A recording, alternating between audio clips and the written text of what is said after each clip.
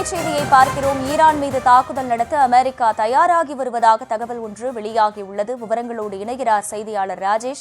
ராஜேஷ், வணக்கம். முழு விவரங்கள். அகிலா, வணக்கம். ஈரான் மற்றும் இஸ்ரேல் இடையேயான அந்த போர் கடந்த சில நாட்களாக நடைபெற்று வருகின்றது. இது உலக அளவில் மிகப்பெரிய தாக்கத்தை ஏற்படுத்தியிருக்கக்கூடிய நிலையில் அமெரிக்கா இது தொடர்பான ஒரு எச்சரிக்கையை வெளியிட்டிருந்தது. குறிப்பாக அந்நாட்டு அதிபர் டிரம்ப் வெளியிட்டிருந்த அறிக்கையில் ஈரான் பகிரங்கமாக தங்களுடைய தோல்வியை ஒப்புக்கொள்ள வேண்டும், நிபந்தனையின்றி ஈரான் சரணடைய வேண்டும் என்று அவர் அறிவுறுத்தியிருந்தார். ஆனால் அமெரிக்க அதிபருடைய அறிவுறுத்தலை ஏற்க, அவர்கள் விதித்த நிபந்தனையை ஏற்க தொடர்ந்து ஈரான் மறுத்துவிட்டது. அமெரிக்காவின் நிபந்தனையை ஈரான் ஏற்க மறுத்த நிலையில் தாக்குதல் நடத்த மீண்டும் தயாராகி வருவதாக தகவல் வெளியாகி இருக்கிறது.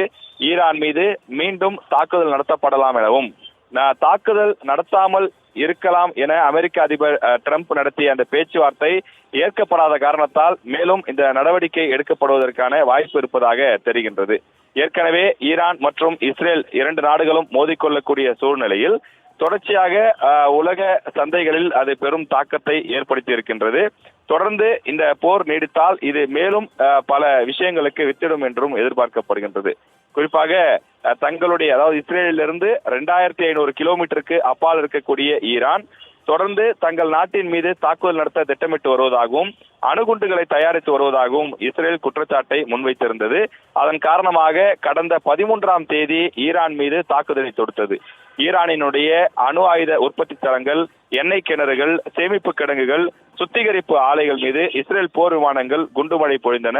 இதில் ஈரானினுடைய முக்கியமான அணு மையங்கள் சேதமடைந்த நிலையில் பல அணு விஞ்ஞானிகளும் ராணுவ தளபதிகளும் கொல்லப்பட்டனர்.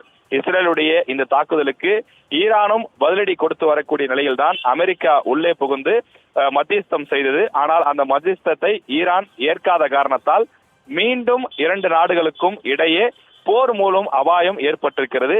மீண்டும் ஒருவேளை போர் நடந்தால் அது மிக தீவிரமாக இருக்கும் எனவும் பலரும் கணித்து பல்வேறு தகவல்களை வெளியிட்டு வருகிறார்கள்.